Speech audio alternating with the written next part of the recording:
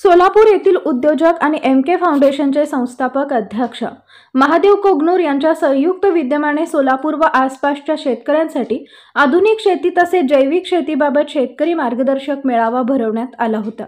या कार्यक्रमात राष्ट्रपती पारितोषिक विजेते प्रगतशील शेतकरी बोडके यांनी उपस्थित शेतकऱ्यांना मार्गदर्शन केले। ग्राहकांच्या मागणीनुसारच शेतात पिके पिकवली जावीत म्हणजे भाव चांगला मिळेल असे सांगून शेती करताना आलेले अनुभव उदाहरणासह समजावून सांगितले।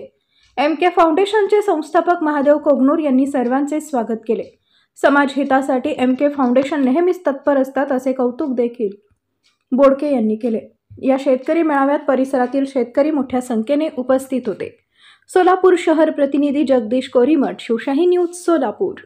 ताज्या घडामोडी जाणून घेण्यासाठी शिवशाही न्यूज यूट्यूब चॅनलला सबस्क्राइब करा। आपण हा व्हिडिओ फेसबुकवर पाहत असाल तर फेसबुक पेज फॉलो करा आणि शिवशाही न्यूज.com या आपल्या वेबसाईटलाही भेट द्या।